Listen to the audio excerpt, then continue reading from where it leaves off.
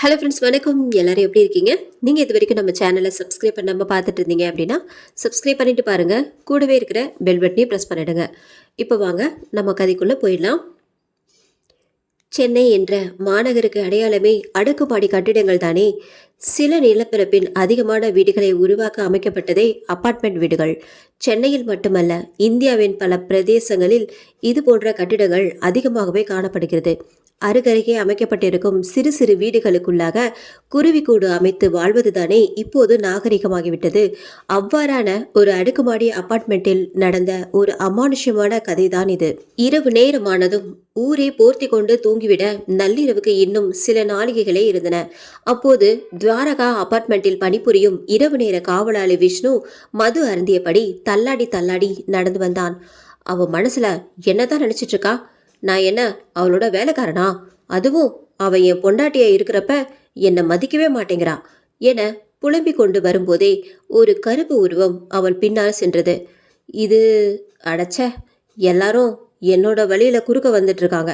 எல்லோரோட கண்ணுக்கும் நான் வேலைக்கார மாதிரி தான் தெரிகிறேன் இல்ல என புலம்பிக் கொண்டே நடந்து வந்தான் அவன். என கூறிக்கொண்டே தடுமாறி அங்கிருந்து கார் ஒன்றின் மீது சாய்ந்து கொண்டான். நீ மட்டும்தான் என்னோட பிரச்சனையிலிருந்து எனக்கு தீர்வு கொடுக்குற. இந்த உலகத்துல நீ மட்டும்தான் என்னை புரிஞ்சுக்கிற என தான் வைத்திருந்த மது பாட்டிலை பார்த்து கூறிக்கொண்டிருக்கும் போதே அவனுக்கு போனில் அழைப்பு வந்தது. யார் இந்த நேரத்துல ஃபோன் பண்றா? ஒரு நிமிஷம். இந்த செக்ரட்டரி கூட நிம்மதியாக தூங்க மாட்டான் போல, நம்மள மாதிரியே. ஹலோ, சொல்லுங்க சார். எனக்கு தெரியும் சார், நான் கேட் கிட்ட இல்லை, நான் இங்கே பேஸ்மெண்ட் பார்க்கிங்கில் தான் இருக்கேன்.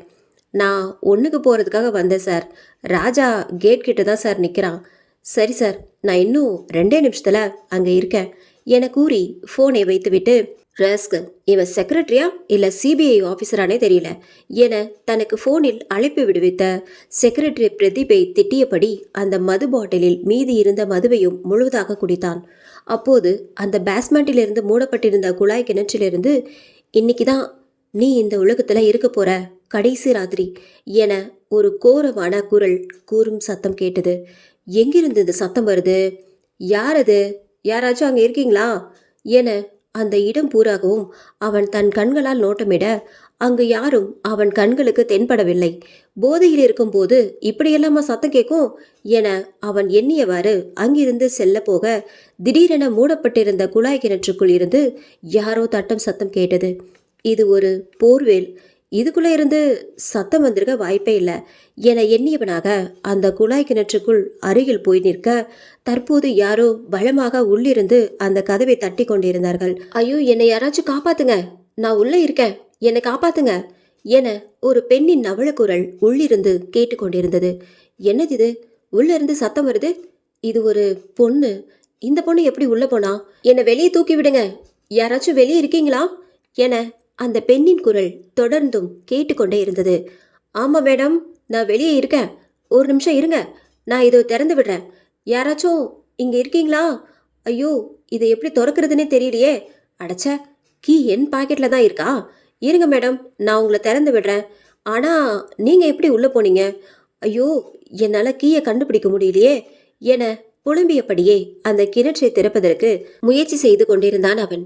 உங்க நம்பிக்கையை கைவிட்டுறாதீங்க, நான் இதை திறக்கிறேன், இது இப்போ முடிஞ்சிடும், நான் இதோ திறந்துட்டேன், அவ்வளோதான், நன்றி கடவுளே என கடவுளுக்கு நன்றி கூறியபடி அதனை திறந்து உள்ளே தலையை விட்டு யாராவது உள்ளார்களா என எட்டி பார்த்தான். ஆனால் உள்ளே ஆள் இருப்பதற்கான அரவமே இல்லை. மேடம், யாராச்சும் உள்ளே இருக்கீங்களா என்று கேட்டதும் திடீரென அந்த கிணற்றுக்குள் இருந்து ஏதோ ஒன்று அவனை அந்த கிணற்றுக்குள் இழுத்தெடுக்க அவன் அதற்குள் விழுந்தான். அந்த கிணற்றுக்குள் விழுந்த மாத்திரத்தில் அதனுள் இருந்த தண்ணீரில் அவனை மூழ்கடித்து கொல்ல பார்த்தது அது. அவனோ மீண்டும் மீண்டும் தத்தளித்து கொண்டிருக்க அது அவனை கிணற்றுக்கு வெளியே தள்ளிவிட்டது. அவனோ பயத்தில் உறைந்து நடுங்கிக் கொண்டே தப்பிப்பதற்கான வழியை தேட அது அவனை நோக்கி வந்தது. வெள்ளை நிற ஆடையில் தண்ணீரால் இறந்து போன அதன் கண்களில் கருவெளிகள் காணாமல் போயிருந்தது. அதன் முகம் மற்றும் உடல் பூராகும் ஏகப்பட்ட வெட்டுக்காயங்களும் இரத்தமும் தொடர்ந்தும் வெளியேறி கொண்டிருந்தன. அதன் ஆடையிலிருந்து வடிந்த கருப்பு தண்ணீர் அது செல்லுமிடத்தை அடையாளப்படுத்தி கொண்டிருந்தது.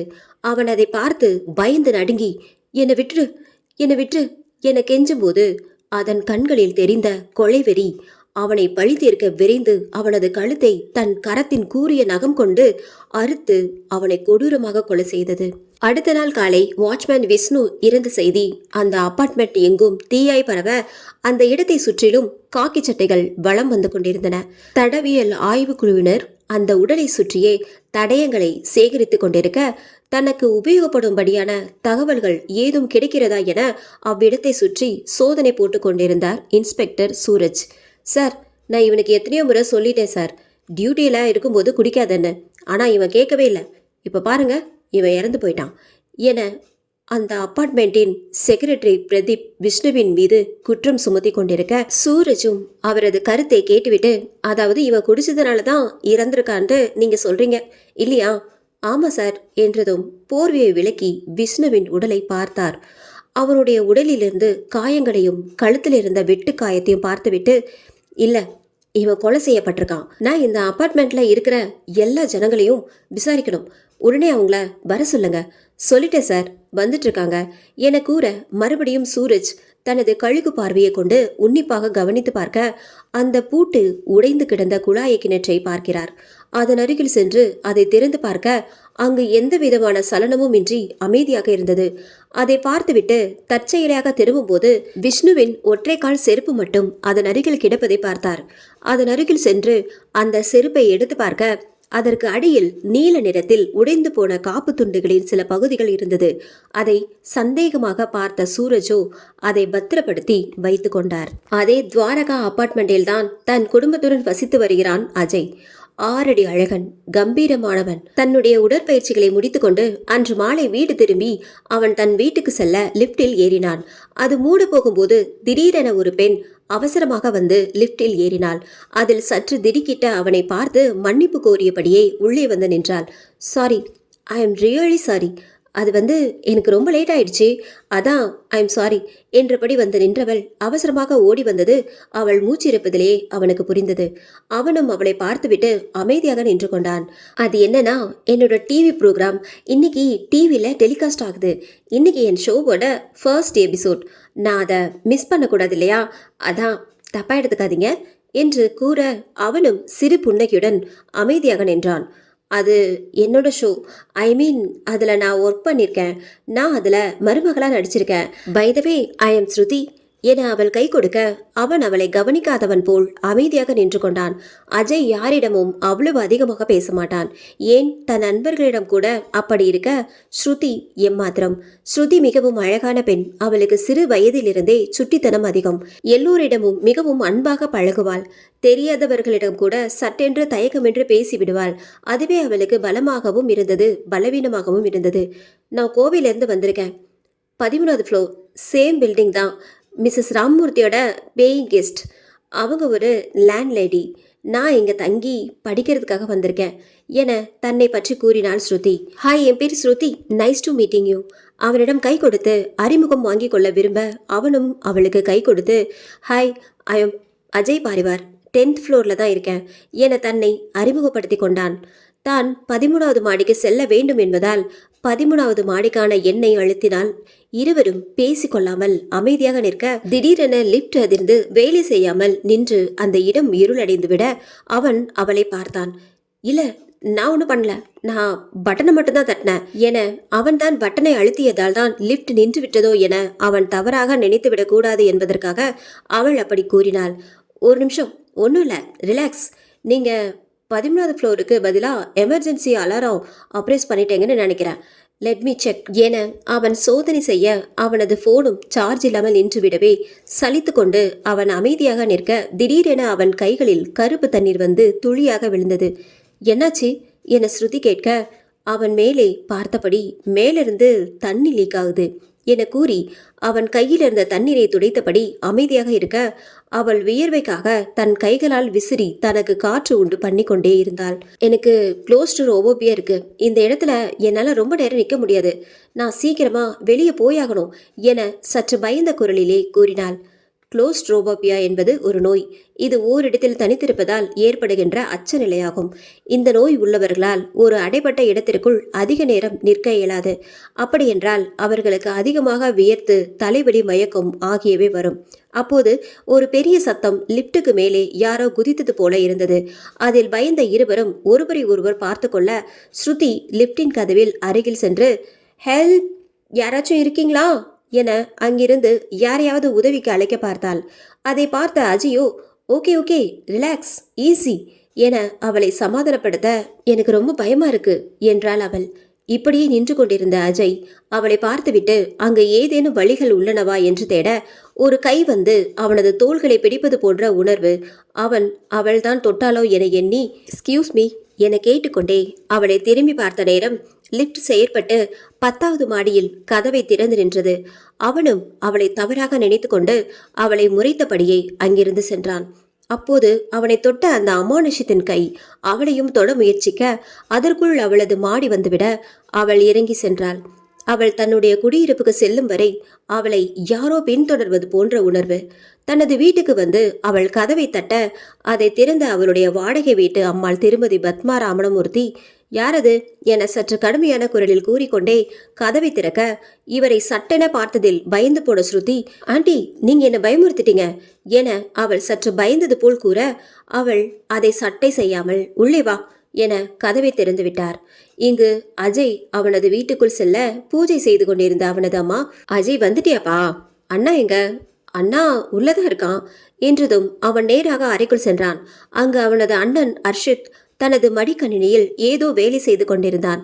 அஜயை பார்த்ததும், ஹே அஜய், இங்க வாடா, இங்க வந்து இதை பாரு, என்னன்னா என்றதும் தன் மடிக்கணினியில் இருந்த ஒரு பெண்ணின் புகைப்படத்தை காட்டி, இந்த பொண்ணை பாரு, இது ஒரு ஷாம்பூ அட்வர்டைஸ்மெண்ட்டுக்காக செலக்ட் பண்ண மாடல், இவளோட ஹேர் நல்லா இருக்குல்ல என சிறிது நேரம் அவர்களது விளம்பரத்துக்கான வேலை பற்றி பேசிக்கொண்டிருக்க, அஜய் சீக்கிரம் போய் குளிப்பா, வாட்டர் சப்ளையை கட் பண்ணிட போறான் என அஜயின் அம்மா வரவேற்பு அறையிலிருந்து குரல் கொடுக்க, அவனும் ஓகேம்மா, நான் போறேன், என் டவலை பாத்தியா, இதோ இருக்கு, இந்த வாட்ச்மேன் வேற செத்து போயிட்டான், அதுல இருந்து இந்த தண்ணி பிரச்சனை தொல்லை தாங்க முடியல என சற்று கோபத்துடன் சொல்ல, ஹே அண்ணா, அதுல அவன் தப்பு என்ன இருக்கு என கேட்க, அதை அவன் சட்டை செய்யாமல் ஏதோ போல் பார்க்க, அஜயும் குளிப்பதற்காக குளியல் அறைக்கு சென்றான்.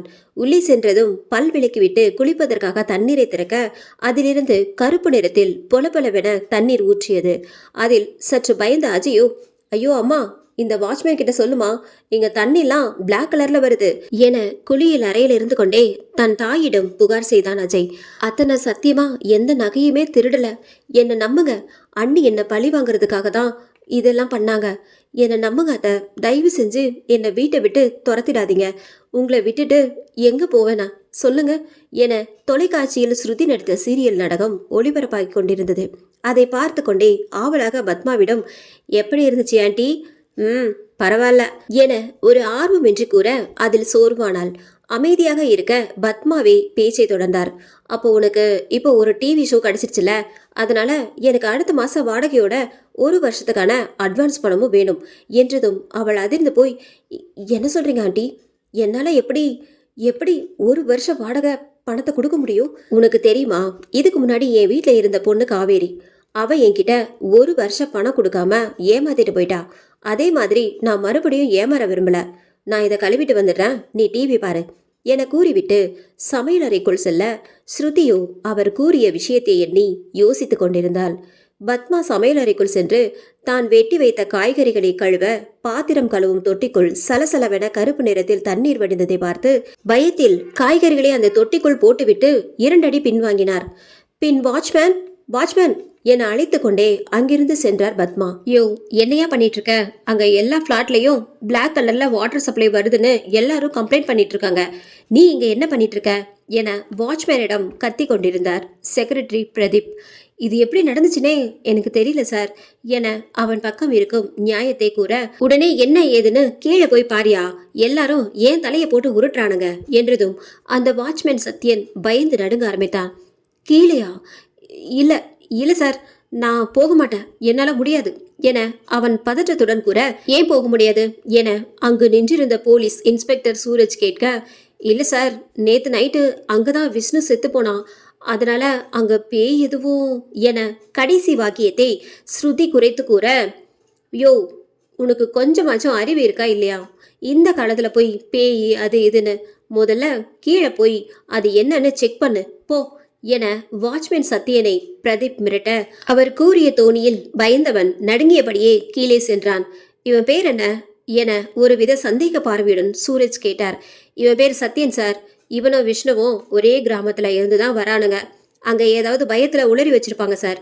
அதனாலதான் இவன் இங்க வந்து கண்ட மாதிரி ஏதேதோ பேசிட்டு இருக்கான் என அவரது ஒரு கேள்விக்கு 4 பதில்களை கூறி வைத்தார் செக்ரட்டரி பிரதீப். இங்கு தன்னுடைய அறையிலிருந்து பத்மா கூறியதை பற்றி நினைத்து கொண்டிருந்த ஸ்ருதி கோயம்புத்தூர்ல இருக்கும் தன்னுடைய தாயாருக்கு அழைப்பு விடுவித்து, அம்மா ப்ளீஸ்மா, அண்ணா கிட்ட சொல்லுங்க, எனக்கு பணம் அனுப்ப சொல்லி, நான் இன்னும் 3 மாசத்துல அதை திருப்பி கொடுத்துடுறேன்னு சொல்லுங்க என தன் தாயாரிடம் பண உதவி கேட்டுக்கொண்டிருந்தாள் ஸ்ருதி. ஸ்ருதியின் குடும்பத்தில் அவளது அண்ணன் சதீஷ் அவளுடன் பிறந்தவன் அல்ல. ஸ்ருதியின் அப்பாவுடைய 2வது மனைவியின் மகள்தான் ஸ்ருதி. அவருடைய முதல் மனைவியின் மகன்தான் சதீஷ். முதல் மனைவிக்கு குழந்தை இல்லை என்ற காரணத்தினால்தான் ஸ்ருதியின் தந்தை 2ஆம் திருமணம் செய்து கொண்டார். ஆனால் அவரது கெட்ட நேரமோ என்னவோ 2ஆம் திருமணம் செய்த ஒரு வாரத்திலேயே முதல் மனைவி கர்ப்பம் தரித்து விட்டார். அவருக்கு பிறந்தவன் தான் இந்த சதீஷ். அதன்பின் 2வது மனைவியும் 3 மாதங்களில் கர்ப்பமாகி ஸ்ருதியை இவ்வுலகிற்கு தந்துவிட்டு அவர் விண்ணுலகம் சென்று விட்டார். கணவன் செய்த தவறுக்கு இந்த சிறு குழந்தை என்ன செய்யும் என எண்ணி சதீஷின் அம்மாவே ஸ்ருதியையும் வளர்த்தார். அவர் எப்போதும் ஸ்ருதியின் மீது பாசமாக தான் இருப்பார். ஆனால் சதீஷுக்கு தான் ஸ்ருதியை தன்னுடைய தங்கையாக பார்க்க தோன்றவில்லை. இந்த 23 வருடங்களில் ஸ்ருதியுடன் அவன் அண்ணன் சதீஷ் அதிகமாக பேசியது கிடையாது. அவன் பேச மாட்டான் என்றாலும் ஒரு அண்ணனுக்குரிய கடமைகளை அவன் செய்ய தவறுவதில்லை. இதனால் அவளும் அவனுடன் என்ன பேசுவதென்றாலும் தன் அம்மாவிடம் கூறித்தான் பேசுவாள். அப்படித்தான் இன்றும் நடந்து கொண்டிருந்தது.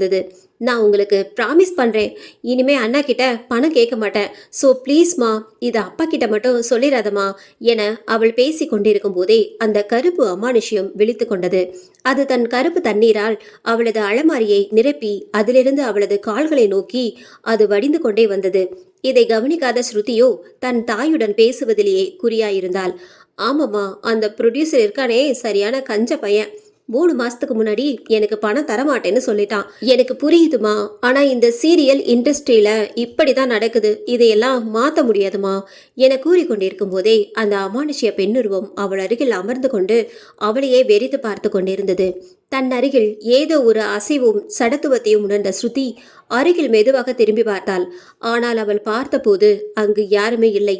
மனதை சமாதானப்படுத்தி கொண்டே அவள் முன் இருந்த கண்ணாடியை பார்க்க அதில் ஹெல்ப் மீ ப்ளீஸ் என ஆங்கிலத்தில் ரத்தத்தால் எழுதப்பட்டிருப்பதை பார்த்ததும் ஸ்ருதிக்கு உடம்பெல்லாம் நடுங்க ஆரம்பித்து விட்டது. ச்சே, என்ன பிரச்சனையில மாட்டி விடுறதுக்காகவே இருக்கானுங்க என புலம்பியபடியே வாட்ச்மேன் சத்யன் அந்த இடத்தில் கருப்பு தண்ணீர் ஏன் வருகிறது என்பதை ஆராய்ந்து கொண்டிருந்தான்.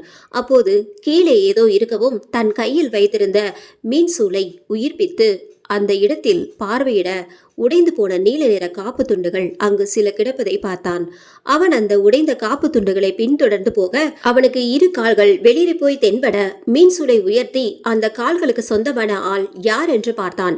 பயத்தின் உச்சகட்டத்தில் மிதந்தான். ஏனெனில் இதுவரை அவன் அப்படி ஒரு கோரமான உருவத்தை பார்த்ததே இல்லை. அந்த உருவத்தை பார்த்து அவன் பயந்து ஓட அவன் எங்கு திரும்பினாலும் அந்த உருவம் அவன் முன்னால் வந்து நின்றது. அந்த உருவம் அவனை தொடர்ந்து துரத்தி வந்து கொண்டிருக்க இதற்கு மேல் ஓட இடமின்றி ஒரு காருக்கு முன்பு போய் விழுந்தான். அந்த காரில் இருந்தவர் அவனை வந்து தூக்கி உதவி செய்ய அவனது முகமோ பயத்தில் வெளியே போயிருந்தது. இங்கு சத்யனின் வீட்டில், சார், உங்களை கெஞ்சி கேட்குறேன் சார், அவனை பேய் தான் சார் கொலை பண்ணுச்சு.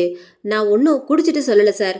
ஒரு 2 நாள் லீவு கொடுத்தா நான் என் ஊருக்கு போயிட்டு வந்துடுவேன் என்றவாறு அவன் போலீசாரிடம் நடந்தவற்றை கூறி தன் ஊருக்கு செல்வதற்கு அனுமதி வாங்கி கொண்டிருந்தான். ஆனால் அந்த கருப்பு அமானுஷ்யம் இவனை ஊரை விட்டு மட்டுமல்ல உலகத்தை விட்டே அனுப்ப போகிறதென அப்போது அவனுக்கு தெரியாது. அவன் பேசி கொண்டிருந்த அதே நேரம் அவன் அமர்ந்திருந்த கட்டிலின் கீழிலிருந்து கருப்பு தண்ணீர் பொழப்பளவென வழிந்து அவன் கண்ணுக்கு புலப்பட அவன் கீழே இறங்கி என்னவென்று குனிந்து பார்த்தான். அவன் குனிந்து பார்த்த நேரம் அந்த கோரமான உருவம் சராலட அவனை இழுத்து தன் கோபத்தை எல்லாம் அவன் மீது காட்டி தன் வெஞ்சத்தை தீர்த்து கொண்டது. இங்கு ஸ்ருதியிடம் அந்த கோரமான உருவம் கண்ணாடியில் எனக்கு உதவி செய் என எழுதியது மட்டுமல்லாது அந்த கண்ணாடியிலேயே அது தன் உருவத்தை கொண்டு வந்து காட்டியது. வெள்ளை உடை அணிந்து கருப்பு தண்ணீரில் மூழ்கியது போன்று அதன் முகமெல்லாம் சிதைந்து அருவருப்பான ஒரு தோற்றத்தை கொடுத்திருந்தது. அதை பார்த்து அதிர்ச்சியில் உறைந்த ஸ்ருதியோ, யார் நீ என கண்ணாடியில் தெரிந்த அந்த உருவத்திடம் கேட்க, நீ உன் ஃபேமிலி கிட்ட பணத்தை பத்தி பேசினியா என தன் முதுகுக்கு பின்னால் ஒரு குரல் கேட்கவும் அவள் திடுக்கிட்டு திரும்பி பார்த்தாள். அங்கு பத்மா நின்றிருந்தார். அது அது வந்து ஆண்டி என அவரிடம் தான் கண்டவற்றை கூறலாமா வேண்டாமா என தன் மனதை அசை போட்டு கொண்டிருந்த வேளை, இங்க பாரு, நான் பண விஷயத்துல காம்ப்ரமைஸே ஆக மாட்டேன் சொல்லிட்டேன். இன்னும் ஒரு வாரத்துக்குள்ள பணத்தை கொடுக்கற வழியை பாரு என கூறி விட்டு செல்ல, அவளோ பண விஷயத்தை பற்றியும் இன்று கண்ணாடியில் தெரிந்த அந்த கோரமான உருவத்தை பற்றியும் மாறி மாறி சிந்தித்தபடியே தூக்கமின்றி தவித்தாள். இறுதியில் அந்த உருவம் சாதாரண பிரம்மையான விஷயம்தான் என தன் மனதிற்குள் சமாதானம் சொல்லிக் கொண்டவள் எப்படியோ தூங்கியும் போனாள். அடுத்த நாள் காலை அவள் தன்னுடைய சீரியல் ஷூட்டிங்கிற்கு செல்வதற்காக தயாராகி வந்தாள்.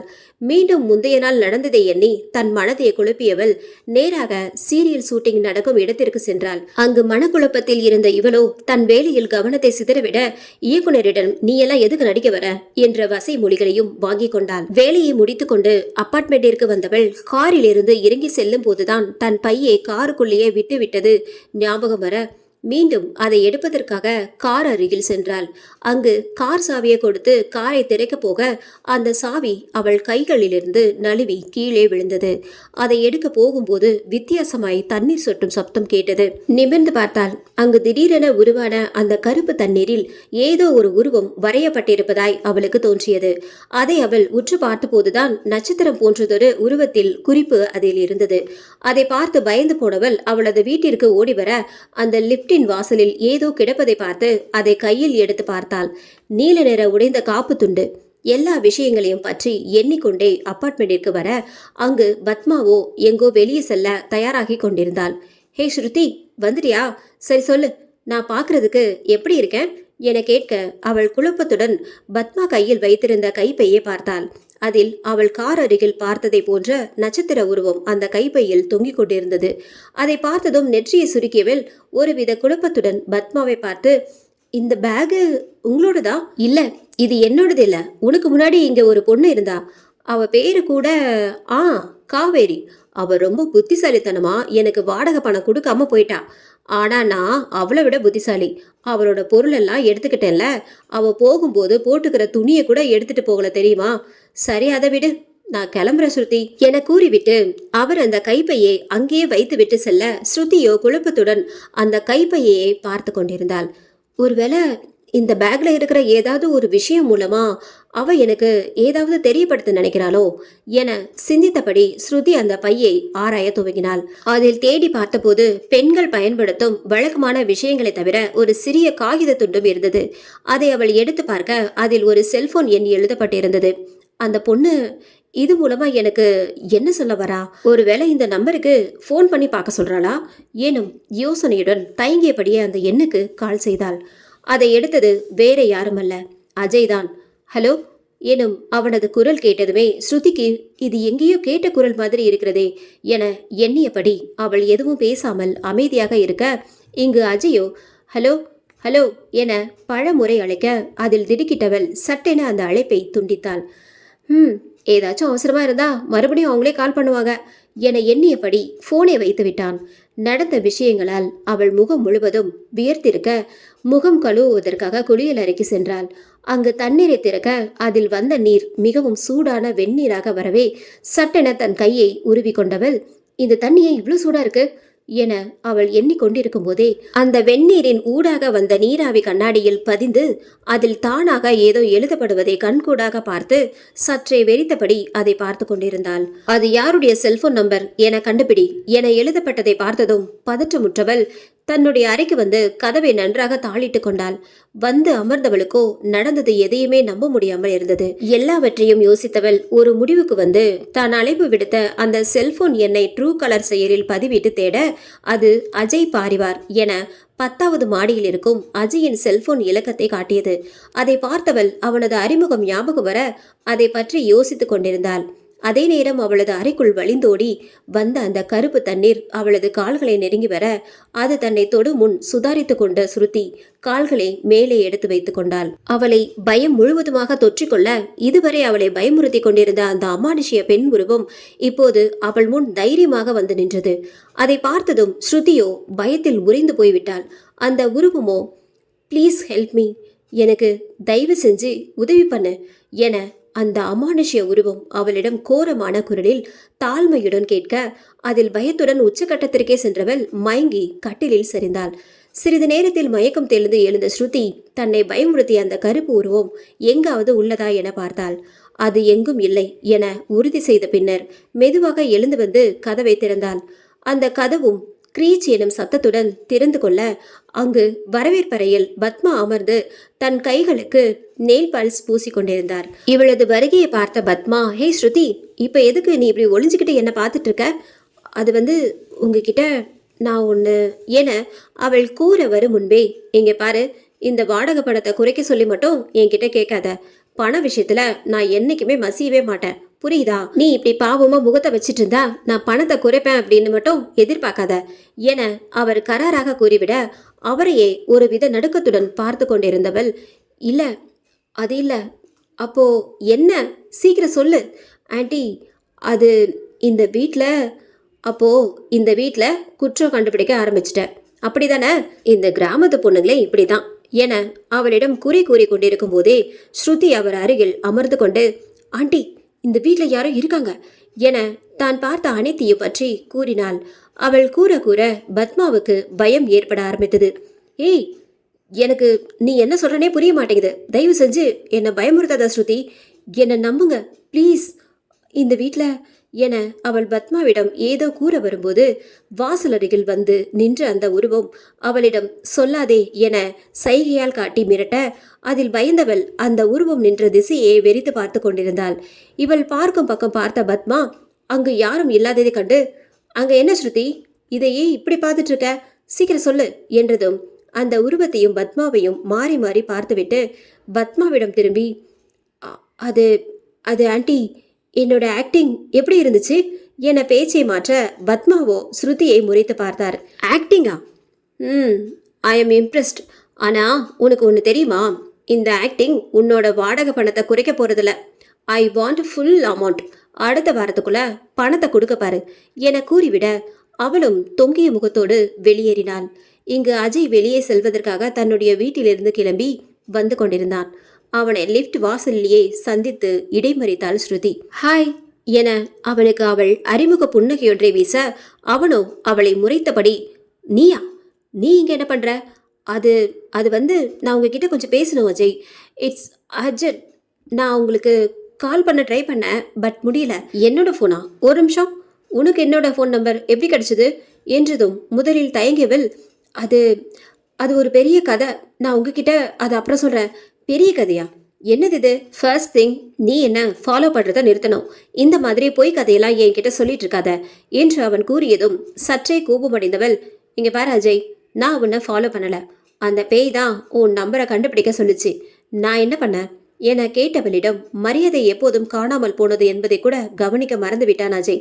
ஆனால் அவளோ அவனிடம் தான் பார்த்தவற்றையெல்லாம் கூற அவனோ அவளை ஒரு பார்வை பார்த்துவிட்டு, என்ன சொன்ன, பேயா?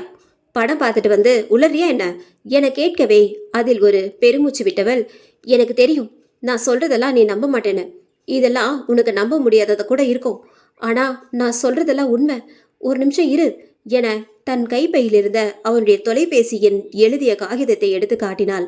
இது உன் நம்பர் தானே என்றதும் அதை ஆமோதிப்பது போல் தலையசித்தவன் அவளை நெற்றியை சுருக்கி பார்க்க, உனக்கு காவேரியை தெரியுமா என்றதும் அந்த ஒரு நிமிடத்தில் அவன் முகத்தில் என்னவென்று விவரிக்க முடியாதொரு உணர்வை அவள் கவனித்தால்தான். இருந்தாலும் அதை வெளிக்காட்டி கொள்ளாமல் அஜய், ஓ, அப்போ நீ இதெல்லாம் பேய் தான் உன்கிட்ட சொல்லுச்சுன்னு சொல்ற, அந்த கருப்பு தண்ணியிலிருந்து அவ வந்து என்னோட நம்பர் உன்கிட்ட கொடுத்தான்னு சொல்ல வர, கரெக்டா?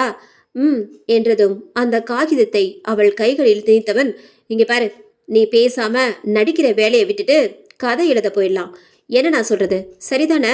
எனக்கு டைம் ஆச்சு, ஓகே பாய் என அவளிடம் கையசித்து விட்டு லிப்டுக்குள் ஏறியவனிடம், அஜய், நான் என்ன பண்றது, நான் சொல்றத கொஞ்சம் கேளு. Okay, just tell me to you know Kaveri என கேட்க லிப்டுக்குள் இருந்தவரை அவள் முகத்துக்கு நேராக எட்டி, காவேரி என்னோட கேர்ள் ஃப்ரெண்ட், அதில் உனக்கு ஏதாச்சும் பிரச்சனை இருக்கா? இல்லைல்ல, ஸோ பாய் என கூறிவிட்டு அவன் மறுபடியும் லிப்டுக்குள் நுழைந்து கொள்ள அவனை குழப்பத்துடன் பார்த்தவள், வாட், காவேரி அஜயோட கேர்ள் ஃப்ரெண்டா என எண்ணிக்கொண்டிருக்கும் போதே அவளுக்கு பின்னால் நின்றிருந்த அந்த பெண்ணுருவத்தின் கண்களில் கண்ணீர் வழிய அந்த கண்ணீரும் கூட கருப்பு தண்ணீராய் மாறியது. தன்னை அடித்து கொன்ற அந்த கயவனின் முகம், அவளது இறப்புதான் அவளது கண்ணீருக்கு காரணமாக அமைந்தது. இங்கு ஸ்ருதி சொன்னதை கேட்டு சிரித்து கொண்டே லிப்டுக்குள் சென்று கொண்டிருந்த அஜயோ அவளை பற்றிய சிந்தனையில் வந்து கொண்டிருந்தான். என்கிட்ட பேசணுங்கிறதுக்காகவே என்னெல்லாம் போய் சொல்றா, சரியான கேடிடி நீ.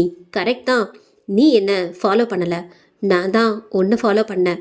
சீக்கிரமே இந்த கண்ணாமூச்சி ஆட்டத்தை முடிச்சுட்டு உன்கிட்ட வந்து என் லவ்வை சொல்கிறேன், அது வரைக்கும் வெயிட் பண்ண ஸ்ருதி என 3 மாத காலமாக தான் அவளை தொடர்ந்து காதலித்ததை எண்ணியவன் தனக்குள் சிரித்து கொண்டான்.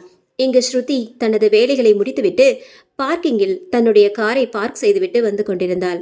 இப்போது மறுபடியும் வித்தியாசமான அதே தண்ணீர் சொட்டும் சப்தம் கேட்டது. பயந்து போனவள் நிமிர்ந்து பார்க்க அங்கு அந்த பெண்ணுருவம் அந்த இருட்டில் அவளை நோக்கி நடந்து வந்து கொண்டிருந்தது. அவள் ஆ என அலறிக்கொண்டு அங்கிருந்து ஓட பார்க்க அங்கு அஜயும் பத்மாவும் மிகவும் கோரமான முகத்துடன் அவளுக்கு முன்பு நின்றிருந்தனர். அதை பார்த்த அவள் மீண்டும் அலறியவள் பதறி அடித்துக்கொண்டு கனவிலிருந்து விழித்து பார்த்தாள். விழித்து பார்த்தபோது அங்கு யாருமே இருக்கவில்லை. பயத்தில் அவள் அங்கும் இங்கும் வெறித்தபடி பார்க்க திடீரென அதே தண்ணீர் சொட்டும் சப்தம். அதில் பயந்து போனவள் கட்டிலில் இருந்து இறங்கி தண்ணீர் குடிக்கலாம் என சென்றவள் தண்ணீர் பாட்டிலில் இல்லை என்பதை அறிந்து சலித்து கொண்டு எழுந்து சமையல் அறைக்கு வந்தாள். அங்கு அவள் ஃப்ரிட்ஜில் இருந்து தண்ணீர் எடுத்து குடித்து கொண்டிருக்க திடீரென அங்கு வந்த பத்மா அவளை இடித்து கொண்டு அங்கு நுழைந்து ஃப்ரிட்ஜில் வைத்த கேக்கை எடுத்துக்கொண்டு உண்ண துவங்க அவரை ஒரு மாதிரி பார்த்தவள் மறுபடியும் தண்ணீர் குடிக்கும் வேலையை ஆரம்பித்தாள்.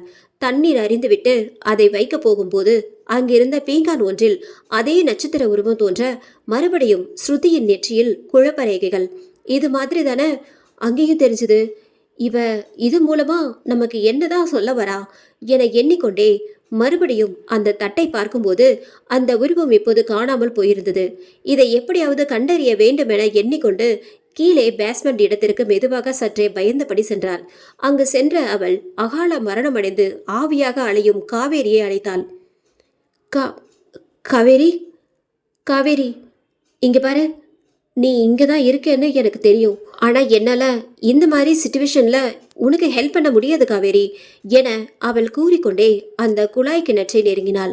அதை அவள் நெருங்கும் போதே என்னை காப்பாத்துங்க, வெளியில் யாராச்சும் இருக்கீங்களா என்ற சத்தம் அவள் காதை பிளக்க மின் குமிழ்கள் விட்டு விட்டு ஒளிர்ந்தது. அதை பார்த்த ஸ்ருதியும் அந்த குழாய் கிணறை திறக்க முயல அங்கு அவள் அந்த நீல நிற காப்பு துண்டுகளை பார்க்கிறாள்.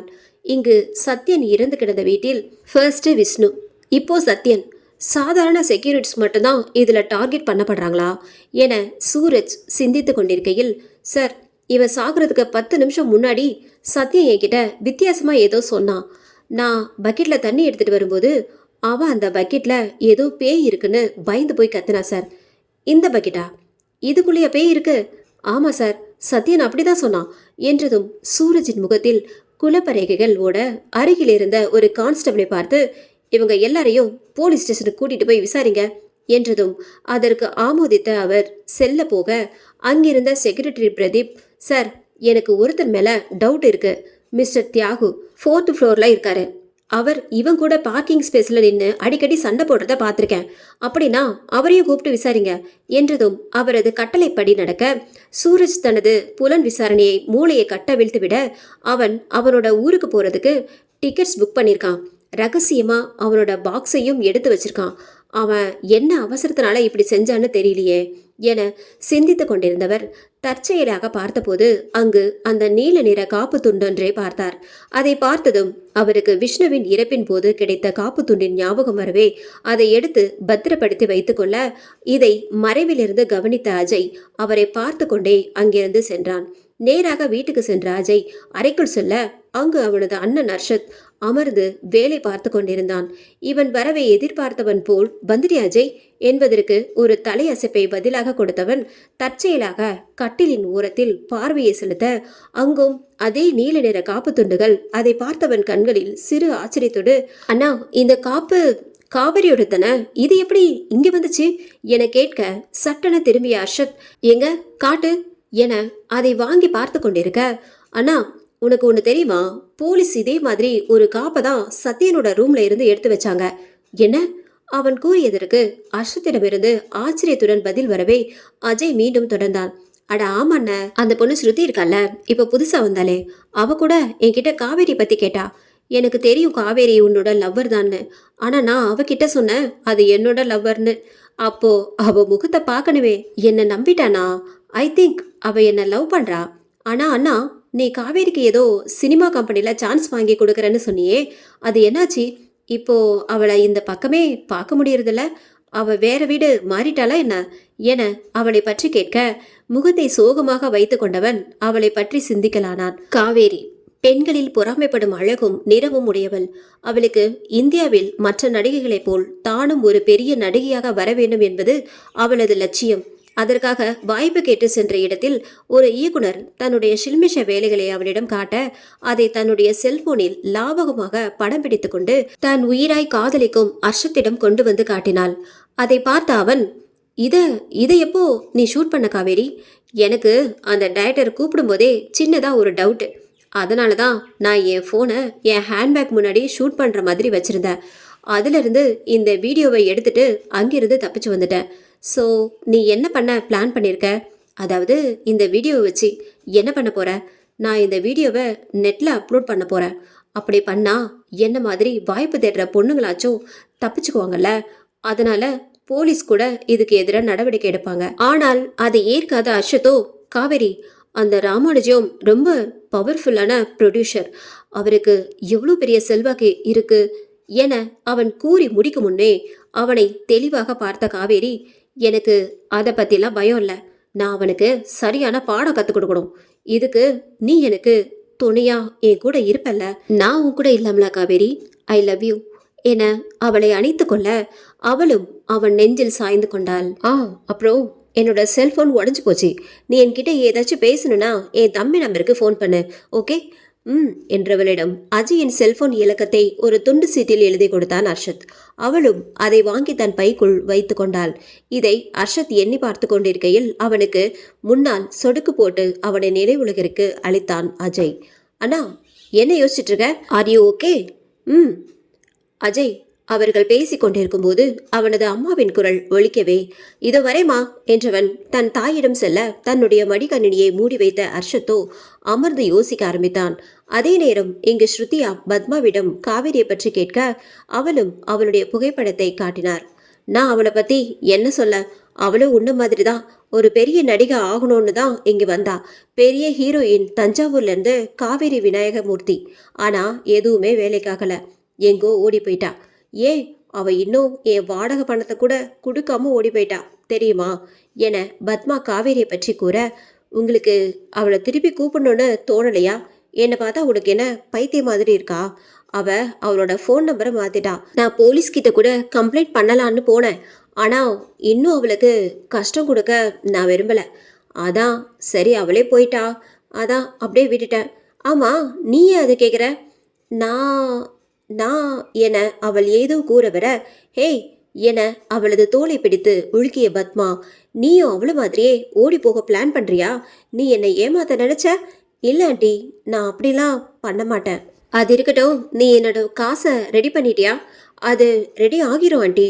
அப்படின்னா என அவர் கேள்வி மேல் கேள்வி கேட்க அதை சகிக்க முடியாமல் அவள் எழுந்து செல்ல, உன்கிட்ட பணம் இல்லைனா இப்பவே இங்கிருந்து கிளம்பி போயிடு, என் வீட்டை விட்டு போயிடு என ஹாலில் இருந்தவாறு கத்தினாள்.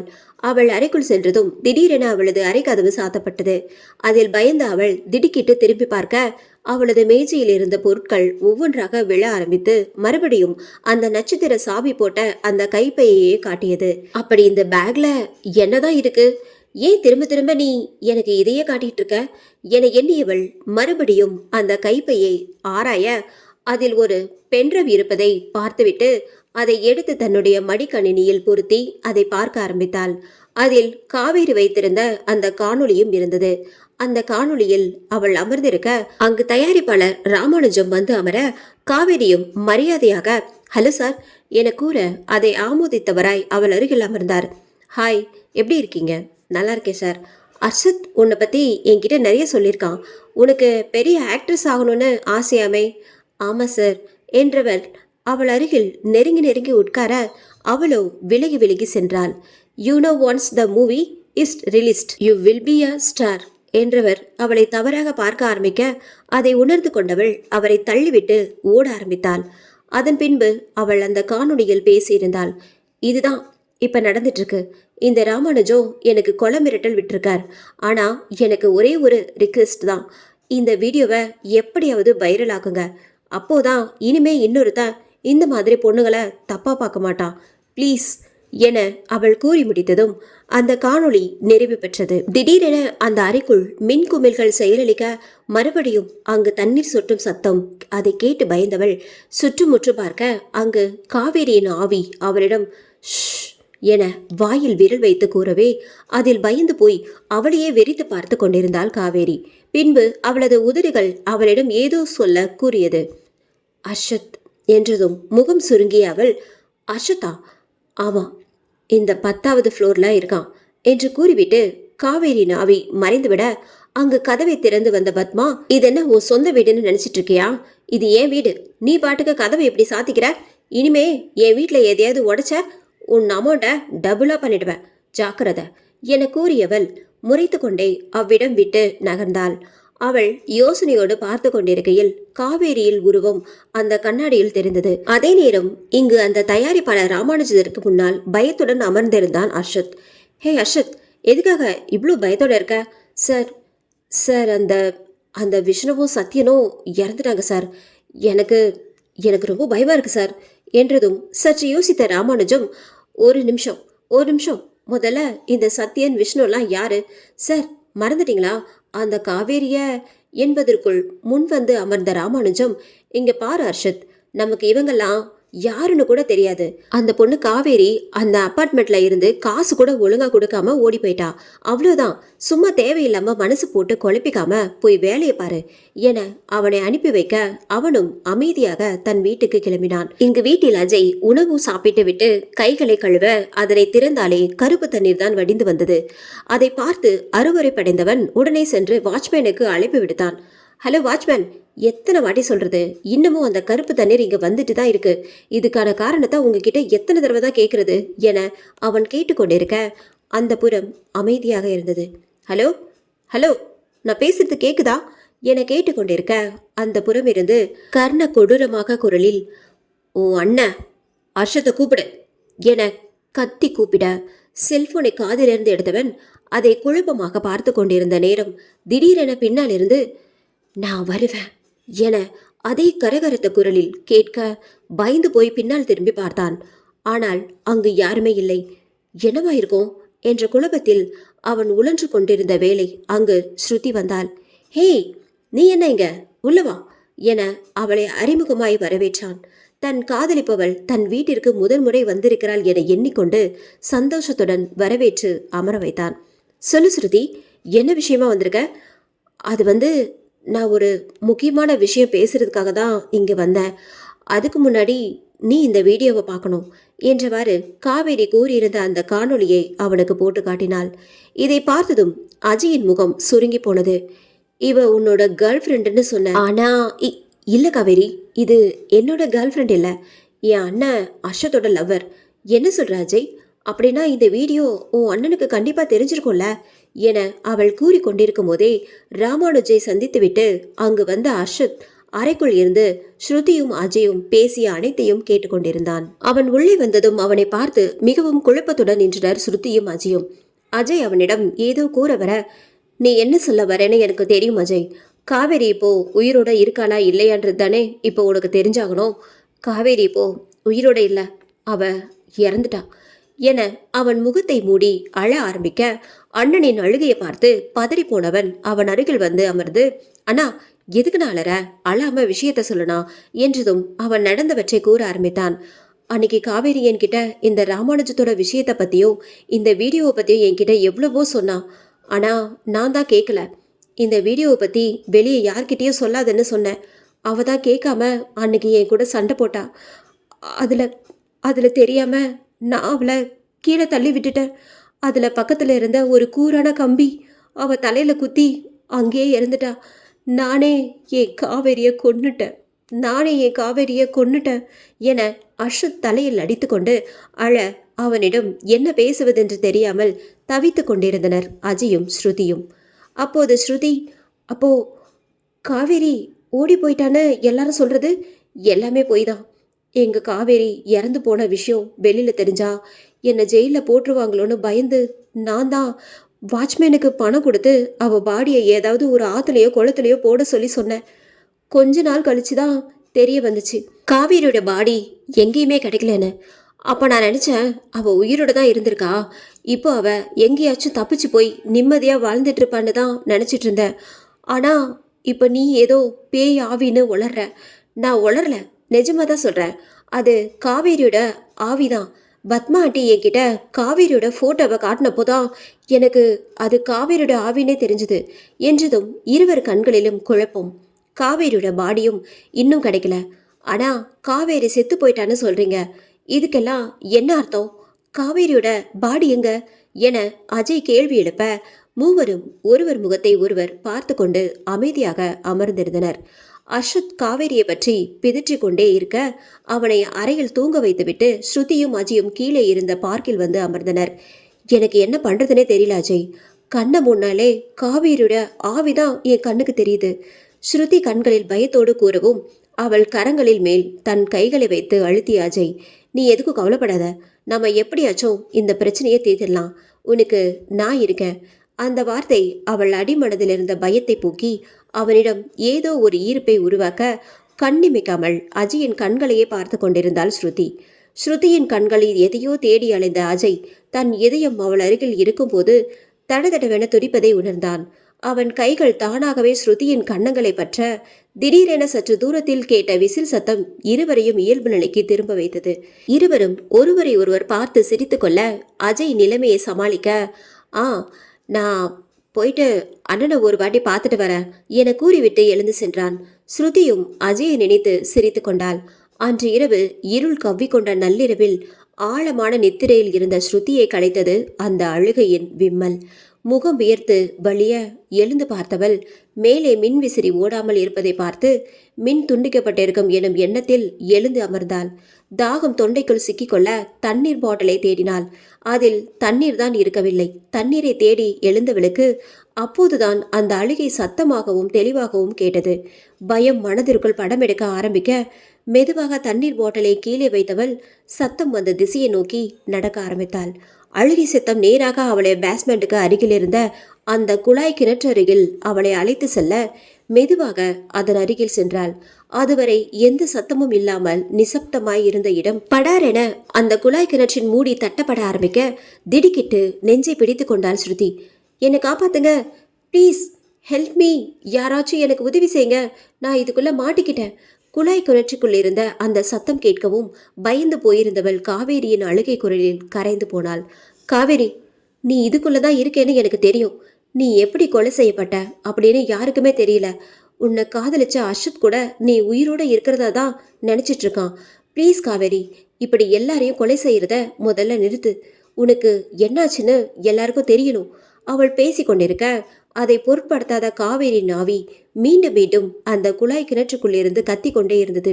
காவேரி என்ற ஸ்ருதியின் குரலில் சர்வமும் அடங்க அந்த இடமே மயான அமைதியை வாங்கி கொண்டது. பேரமைதியில் ஒரு துளிநீர் கீழே விழும் சப்தம் போக போக பெருகி தண்ணீர் கீழே கொட்டும் சத்தம் கேட்டுக்கொண்டே இருந்தது. அதே நேரத்தில் அந்த இடத்தில் யாரோ பேசிக்கொண்டு வருவது போல் சத்தம் கேட்கவே ஸ்ருதி அவசர அவசரமாக அங்கு நின்றிருந்த காருக்கு பின்னால் சென்று ஒளிந்து கொண்டாள். தனக்கு முன்னால் வந்து கொண்டிருந்தவனை பார்த்ததும் ஸ்ருதிக்கே ஒரு நிமிடம் ஆச்சரியமாக இருந்தது. ஆம், அது அந்த தயாரிப்பாளர் ராமானுஜம் தான். அவருடன் பேசிக்கொண்டே அஸ்வத் வருவதை பார்த்ததும் ஸ்ருதிக்கு தூக்கி வாரி போட்டது. ராமானுஜத்துடன் அஸ்வத் என்ன செய்கிறான் என அவர்கள் பேசுவதை உற்று கவனிக்க ஆரம்பித்தாள். கண்டிப்பா காவேரியோட ஆவிதான் சார். எனக்கு ரொம்ப பயமா இருக்கு. அவளோட ஆவி என்னை கொன்னுடுமோன்னு. சி, பயந்து சாகாதடா. ம் அவளை அன்னைக்கே நீ கீழே தள்ளி விடாம இருந்திருந்தா இந்த பிரச்சனையெல்லாம் வந்திருக்குமா? நீ கீழே தள்ளினதுனால தான் அவ மயக்கத்துக்கு போனா. ஆனா ஒரு விஷயம் உன்கிட்ட குறை சொல்ல முடியாது. அவ மயக்கத்துல இருந்ததுனால தான் நீ, நான், அந்த வாட்ச்மேன்ஸ், சத்யன், விஷ்ணு 4 பேர்னாலையும் அவளை அனுபவிக்க முடிஞ்சது. என்ன பொண்ணுடா. ச்சே, சான்ஸே இல்லை. அதுக்கப்புறம் பார்த்தா என்ன, அவ செத்து போயிட்டா. நாம ரேப் பண்ணதுனால தான் அவ செத்து போனான்னு நினைச்சா மறுபடியும் எழுந்து நம்மளை அட்டாக் பண்ண வந்தா.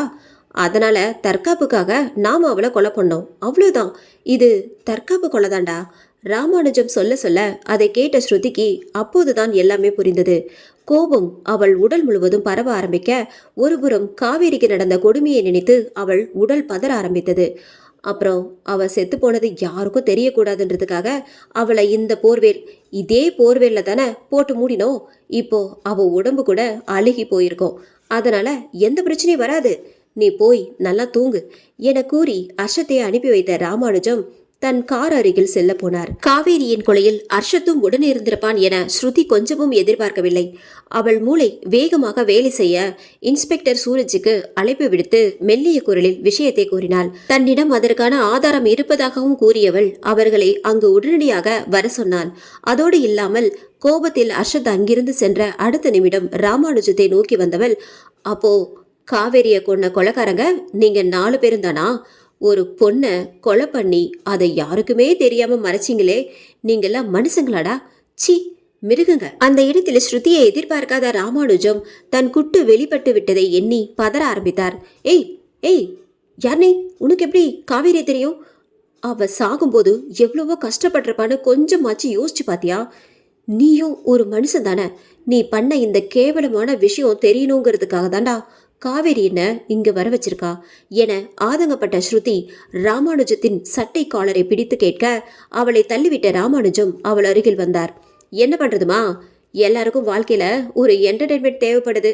நீயும் செம்ம அழகா தான் இருக்க, உன்னையும் அனுபவிச்சிடலாமா என்று கூறிக்கொண்டே ராமானுஜம் அவளை நெருங்கி வர ஆரம்பித்தார். பயத்தில் ஸ்ருதியின் தேகம் உதற ஆரம்பித்தது.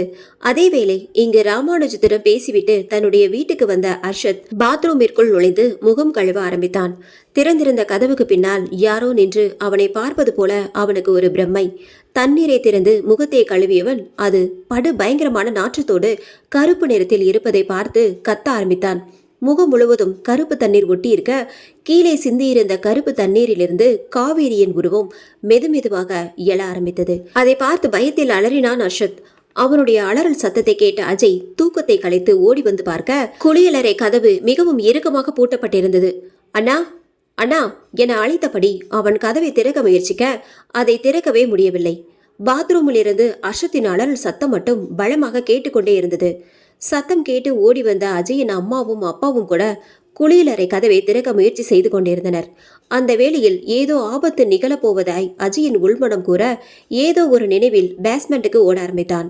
அவன் வந்து பார்த்தபோது ஸ்ருதி பயத்தில் கத்தி கொண்டிருக்க, ராமானுஜம் அவளை கற்பழிக்க முயற்சி செய்து கொண்டிருந்தார். இதை கண்டு கண்கள் இரத்த சிவப்பாய் மாற, தன் காதலியின் மேல் தவறாக நடந்து கொண்டவனை கொல்லும் அளவு கோபம் அஜய்க்கு உண்டாக வேகமாக ஓடி வந்து ராமானுஜத்தை தாக்கினான். தாக்கிய வேகத்தில் ராமானுஜம் 5 அடி தூரம் தள்ளி விழ, அஜயை பார்த்ததும் அழுகியோடு ஓடி வந்து அவனை கட்டிப்பிடித்து கொண்டாள் ஸ்ருதி. ஒன்றும் இல்லை, உனக்கு ஒன்றும் ஆகலைல்ல ஸ்ருதி? அஜய் அஜய் அவனும் உன் அண்ணன் அர்ஷத்தும் சேர்ந்து காவிரியை கற்பழிச்சு கொலை பண்ணி இதே போர்வேலுக்குள்ள போட்டு அவ கொலைய மூடி மறைச்சிட்டாங்க அஜய் என்று ஸ்ருதி அவனிடம் கூற, அஜயினால் தன் அண்ணன் இந்த கொலையை பண்ணி இருப்பான் என நம்பவே முடியவில்லை. அதே நேரத்தில் ராமானுஜத்தின் மேல கொலை வெறி வர அவனை தாக்க போன அஜயை தடுத்து நிறுத்தினாள் ஸ்ருதி. மீண்டும் ஒரு பேரமைதி. தண்ணீர் சொட்டும் சத்தம் கொஞ்சம் கொஞ்சமாக அதிகரிக்க, அந்த போர்வேலுக்குள்ளிருந்து காவேரியின் ஆவி ஆவேசத்துடன் மேலே வர ஆரம்பித்தது. காவேரியின் ஆவியை முதலில் நேரில் பார்த்ததும் மிரண்டு போன ராமானுஜம் பின்னால் நகர்ந்து செல்ல செல்ல கருப்பு தண்ணீர் கீழே சொட்ட சொட்ட காவேரி ஆக்ரோஷத்துடன் ராமானுஜத்தை நெருங்கி வந்தாள். ஸ்ருதி, நாம இங்கிருந்து போயிடலாம், வா சீக்கிரம் வா என்றவன் ஸ்ருதியின் கையை பிடித்துக்கொண்டு அழைத்து கொண்டு பேஸ்மெண்ட்டை விட்டு வெளியே வந்தான். ப்ளீஸ் ப்ளீஸ் காவேரி, என்னை விட்டு, நான் பண்ணது தப்பு தான், என்னை மன்னிச்சிரு, என்னை விட்டு. ராமானுஜத்தின் மரணம் கண்முன்னே தெரிய அதிலிருந்து தப்பிக்கும் வழி தெரியாது நின்றிருக்க காவேரியின் ஆவி ராமானுஜத்தை உற்று பார்த்தபடியே ஓரிடத்தில் நின்றது. ராமானுஜத்தை அது எதுவும் செய்யவில்லை. வெறுமெனே ஆக்ரோஷமாக முறைத்து பார்த்து கொண்டிருந்த காவேரியின் ஆவியை பார்த்த ராமானுஜம் தன் உயிரை காப்பாற்றிக் கொள்ள அங்கிருந்து எழுந்து ஓட ஆரம்பித்தார். ஸ்ருதி முன்னமே கொடுத்த தகவலின்படி போலீசார் அங்கு வந்திருக்க, ஸ்ருதி கொடுத்த புகார் படியும் காவேரியை கொலை செய்ததற்காகவும் வெளியே பதற்றத்துடன் ஓடி வந்த ராமானுஜத்தை கைது செய்தனர். இன்ஸ்பெக்டர், அங்க காவேரியோட ஆவி இருக்கு. நீங்க காவேரிய கொலை பண்ணீங்களா இல்லையா? ஆமா, நான் தான் கொலை பண்ணேன். ஆனா என்னோட உயிருக்கு காவேரியோட ஆவியினால ஆபத்து இருக்கு. கொலை பண்ணதை நீங்களே ஒத்துக்கிட்டீங்க. இப்ப யாரை காப்பாத்துறதுக்கு இப்படி பேய் கதையெல்லாம் சொல்லிட்டு இருக்கீங்கன்னு எனக்கு தெரியல என்றபடி ராமானுஜத்தை கைது செய்த இன்ஸ்பெக்டர் சூரஜ் வேக வேகமாக அடுத்து நடக்க வேண்டியவைகளை செய்ய ஆரம்பித்தார். அத்தனை நேரமாக தட்டப்பட்டு கொண்டிருந்த அர்ஷத்தின் வீட்டு குளியலறை கதவு சத்தமே இல்லாமல் மெதுவாக திறக்க, அதற்குள் சென்று பார்த்த அர்ஷத்தின் தாயும் தந்தையும் அர்ஷத் இறந்து கிடப்பதை பார்த்து அழ ஆரம்பித்தனர். அர்ஷத்தின் பிணத்தை மேலிருந்து கீழே கொண்டு வந்த வேளை காவேரியின் உடலையும் அந்த குழாய் கிணற்றுக்குள்ளிருந்து பாதி அழுகி போன நிலையில் கண்டெடுத்தனர்.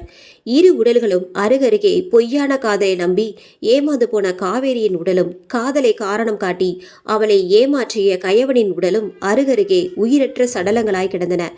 அர்ஷத் என்னதான் கொலை செய்தாலும் அவன் அஜயின் அண்ணன் ஆயிற்றே. அர்ஷத்தின் உடல் அருகில் அமர்ந்த அஜய் கண்ணீர் வடிக்க அவன் தோளை ஆறுதலாக பற்றினாள் ஸ்ருதி. இங்கு கைது செய்யப்பட்ட ராமானுஜத்தை வண்டியில் ஏற்றிய வேளை பயத்துடன் சுற்றுமுற்றும் பார்த்து கொண்டிருந்தனர். யாருடைய பேச்சு குரலும் கேட்காத அமைதியான நேரத்தில் மீண்டும் அந்த தண்ணீர் சொட்டும் சத்தம். அருகே திரும்பி பார்த்த ராமானுஜம் தனக்கு மிக அருகில் கருப்பு தண்ணீர் உடல் முழுவதும் வழிய கோரமான முகத்துடன் அவரையே பார்த்து கொண்டிருந்த காவேரியின் உருவத்தை பார்த்து அவர் கண்கள் அதிர்ச்சியில் உரைய ஆரம்பித்தது. சில நாட்களுக்கு பின்னர் ஸ்ருதி தன்னுடைய புது சீரியல் ஷூட்டிங்கிற்கு செல்வதற்கு தயாராகி கொண்டிருந்தாள். தன்னுடைய அம்மாவிடம் பேசி அண்ணன் மூலமாய் கிடைத்த பணத்தை முன்பணமாக பத்மாவுக்கு கொடுத்துவிட்ட திருப்தியில் தன் உடைமைகளை எடுத்து வைத்து கொண்டிருந்தாள். செல்போனில் குறுஞ்செய்தி ஒலித்து கேட்டதும் அதை எடுத்து பார்த்தாள். I am waiting darling. 2 பேரும் சேர்ந்து காஃபி குடிக்க போலாமா என அஜயிடமிருந்து வந்திருந்த குறுஞ்செய்தியை வெட்க புன்னகையோடு கண்டிப்பா போலாம், ஐ லவ் யூ என பதில் அனுப்பியவளுக்கு மீண்டும் பதிலாய் அஜய் லவ் யூ டூ என முத்தமிடும் சிம்பிள்களோடு அனுப்பினான். அதை பார்த்து புன்னகைத்தாள். ஆம், இப்போது ஸ்ருதியும் அஜயும் காதலித்துக் கொண்டிருக்கிறார்கள். எத்தனை நாள்தான் அஜயும் தன் காதலை ஸ்ருதியிடம் மறைத்து வைப்பது? அதனால் அவன் தன் காதலை அவளிடம் தெரிவிக்க அவளோ வெட்கத்தில் கன்னம் சிவந்தாள். இப்படியே இவர்களின் காதல் பயணம் தொடர்ந்து கொண்டிருந்தது. தன்னுடைய பையை எடுத்துக்கொண்டு அறைக்கு வெளியே வந்த ஸ்ருதி வெளியே ஹாலில் ஒளிபரப்பாகிக் கொண்டிருந்த செய்தியை பார்க்க ஆரம்பித்தாள். அதில் பிரபல சினிமா தயாரிப்பாளர் ராமானுஜம் காவேரி எனும் இளம்பெண்ணை மூவருடன் இணைந்து கற்பழித்து கொலை செய்த வழக்கில் இன்று அதற்கான நீதிமன்ற உத்தரவு பிறப்பிக்கப்பட்ட இருந்த நிலையில் காவலில் வைக்கப்பட்டிருந்த ராமானுஜம் நேற்றிரவு மர்மமான முறையில் இறந்துள்ளார். இவருடைய மரணத்தில் விளக்க முடியா மர்மம் இருப்பதாக போலீஸ் ஆணையாளர் சூரஜ் தெரிவித்துள்ளார். மேலும் இவருடைய சடலத்துக்கு அருகில் நீல நிற வளையல் காப்பின் சிறு பகுதிகள் கிடைத்துள்ளது. கருப்பு நிறத்தில் தேங்கியிருந்த தண்ணீரிலேயே இவர் மூழ்கி இருந்ததாக தடவியல் ஆய்வாளர்கள் தெரிவித்துள்ளனர். இந்த செய்தியை பார்த்த பிறகு ஸ்ருதிக்கு அப்போதுதான் நிம்மதியாய் இருந்தது. அதை பார்த்து கொண்டே திரும்பியவள் அங்கிருந்த மேஜையில் காவேரி விட்டு சென்ற பை தென்பட அதன் அருகில் சென்றவள் அதில் ஏதோ ஒட்டப்பட்டிருக்க அந்த வாசகத்தை வாய்விட்டே படித்தாள். உன் உதவிக்கு நன்றி. கருப்பு நிற தண்ணீர் கோடுகளால் எழுதப்பட்ட அந்த வாசகத்தை படித்த ஸ்ருதி மீண்டும் இதழ் விரிய புன்னகைத்தாள். காவேரியின் ஆவி இனி சாந்தி பெற்றுவிடும் எனும் நம்பிக்கையுடன். இந்த நாவல் உங்களுக்கு பிடிச்சிருந்தது அப்படின்னா நம்ம சேனலை மறக்காம சப்ஸ்கிரைப் பண்ணுங்க, லைக் பண்ணுங்க, ஷேர் பண்ணுங்க. நன்றி, வணக்கம்.